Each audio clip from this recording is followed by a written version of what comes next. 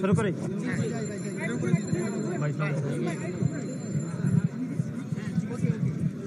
আচ্ছা, যে বিষয়টি জানার জন্য সেটি হচ্ছে দুই একটি গণমাধ্যমে রিটার্নিং কর্মকর্তা, দুই একজন রিটার্নিং কর্মকর্তা, হাউস টিউটর, বিভিন্ন ভোট কেন্দ্রের দায়িত্বপ্রাপ্ত শিক্ষক এবং হচ্ছে যারা বিভিন্ন প্যানেলে ভোট করছেন তাদের অভিযোগের ভিত্তিতে গণমাধ্যমে প্রকাশিত হয়েছে দুর্ভাগ্যজনকভাবে যে ছাত্রদলের বিপি প্রার্থী আবিদ ভোট কেন্দ্রে প্রবেশ করে আচরণবিধি লঙ্ঘন করেছে।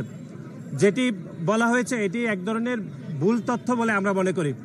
আমরা আপনাদেরকে স্মরণ করে দিতে চাই, ঢাকা বিশ্ববিদ্যালয় কেন্দ্রীয় ছাত্র সংসদ 2025-এর যে আচরণবিধিটি তৈরি করা হয়েছে সেখানের 12 খতে বলা হয়েছে নির্বাচনী কর্মকর্তা কর্মচারী, প্রার্থী, পোলিং এজেন্ট, রিটার্নিং কর্মকর্তা, অফিসার কর্তৃক অনুমোদিত ব্যক্তি ব্যতীত অন্য কেউ ভোট কেন্দ্রে প্রবেশ করতে পারবে না।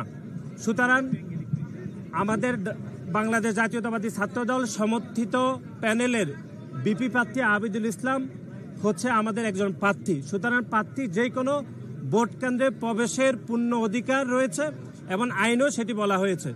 এবং একই সাথে আবিদ গণমাধ্যমকে নিজেও বলেছেন যে রিটার্নিং কর্মকর্তার অনুমতি নিয়ে তিনি ভোট কেন্দ্রে প্রবেশ করেছেন, যা আইনও দেওয়া রয়েছে যে ঢাকা বিশ্ববিদ্যালয় ছাত্র সংসদ নির্বাচন 2025 12 খতে সেটি স্পষ্টভাবে উল্লেখ রয়েছে যে এখানে আবিদ ভোট কেন্দ্রে প্রবেশ করতে পারবে।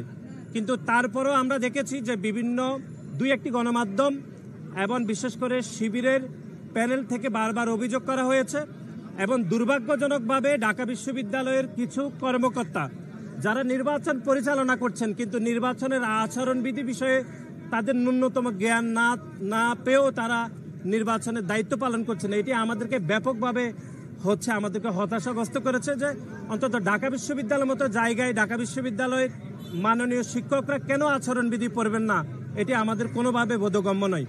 এবং দুই একজন শিক্ষক শিবিরের প্যানেলের যারা প্রার্থী, বিশেষ করে বিপি প্রার্থী এবং জিএস প্রার্থী, তারা যে ভাষায় কথা বলছেন ঢাকা বিশ্ববিদ্যালয়ের কয়েকজন সম্মানিত শিক্ষক ঠিক একই ভাষায় কথা বলছেন বলে আমাদের মনে হচ্ছে।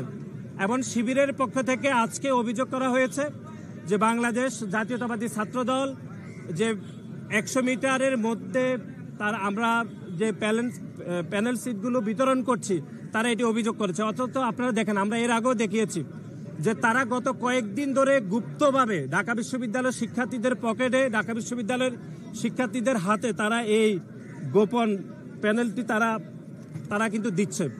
আমাদের পক্ষে থেকে তো কোনো অভিযোগ করা হয়নি, আমরা তাদের অভিযোগের বিপরীতে আমরা এটি দিয়েছি। সুতরাং আমরা মনে করি ঢাকা বিশ্ববিদ্যালয়ে যেহেতু এখানে 39টি ভোট দিতে হবে, শিক্ষার্থীরা হয়তো ভোট কেন্দ্রে গিয়ে সংখ্যা বলে যেতে পারে, সেই জন্য আমরা মনে করি এটি শিক্ষার্থীদের সহায়তার জন্য বিভিন্ন প্যানেল তারা যে কোনো প্যারেন্টসিল দিতে পারে, এটি আচরণবিধির কোনো লঙ্ঘন হবে না বলে আমরা মনে করি। এবং বাংলাদেশ জাতীয়তাবাদী ছাত্রদল এই ভোট কেন্দ্রের 100 মিটার দূরে আমাদের সহায়তা কেন্দ্র আমরা স্থাপন করেছি, সেটাও নিয়ে মিথ্যাচার করা হয়েছে। এবং আমরা আবারও বলছি যে কোনো প্রার্থী যে কোনো ভোট কেন্দ্রে প্রবেশ করতে পারবেন, যেটি আচরণবিধির 12 খ স্পষ্টভাবে লেখা রয়েছে। ঢাকা বিশ্ববিদ্যালয়ের মাননীয় শিক্ষকরা দুর্ভাগ্যজনকভাবে আচরণবিধি না পড়ে তারা ভোটের যাবতীয় বিষয় পরিচালনা করছে। এটি আমার মনে হচ্ছে যে অন্য যে কোনো বিশ্ববিদ্যালয়ের শিক্ষার্থীরা এটি লজ্জা পাবে যে ঢাকা বিশ্ববিদ্যালয়ের শিক্ষকরা কিভাবে এরকম আচরণবিধি না পড়ে যে ছাত্রদলের একজন প্রার্থীর বিরুদ্ধে এরকম অভিযোগ করেন। এবং দুই একটি গণমাধ্যমও এরকম সংবাদ পরিবেশন করেছে। আমরা সেই সকল গণমাধ্যমের কর্মীদেরকেও আমরা অনুরোধ করব যে আপনারা আচরণবিধি পড়ে যদি আপনারা সংবাদ পরিবেশন করেন তাহলে অন্তত কেউ ক্ষতিগ্রস্ত হবে না, সবার প্রতি ইনসাফ কায়েম হবে। সবাইকে ধন্যবাদ। একটা প্রশ্ন, 12টা পর্যন্ত প্রায় 50% ভোট কাস্ট হয়েছে বিভিন্ন কেন্দ্রগুলোতে, তো আপনারা কতটা আশাবাদী এবং কিভাবে দেখছেন যে আপনাদের সম্ভাবনা কতটা দেখছেন? দেখুন, আমরা খুবই আশাবাদী, শিক্ষার্থীদের মধ্যে থেকে আমরা ইতিবাচক সাড়া পাচ্ছি।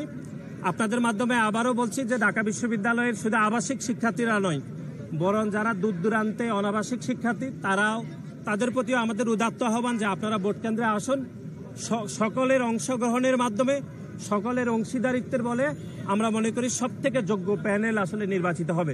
যদি কেউ হয়তো অলসতা করে না আসেন অথবা অনেকে মনে করছেন দূর দূরান্ত থেকে আসতে কষ্ট হবে, তাহলে অযোগ্য এবং ভুল প্রার্থী নির্বাচন হওয়ার সুযোগ রয়েছে।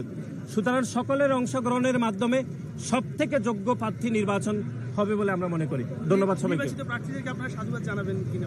বাংলাদেশ জাতীয়তাবাদী ছাত্রদল প্রথম থেকে এই ডাকসুর বিষয়ে প্রতিটি পদক্ষেপকে আমরা অত্যন্ত ইতিবাচক দিয়েছি। বিশ্ববিদ্যালয়ের সাথে আমাদের পারস্পরিক সৌহার্দ্যপূর্ণ সম্পর্কের ভিত্তিতে আমরা কাজ করছি। সুতরাং যে রেজাল্ট হোক, বাংলাদেশ জাতীয়তাবাদী ছাত্রদল সেই রেজাল্ট অবশ্যই মেনে নেবে। আসসালামু আলাইকুম।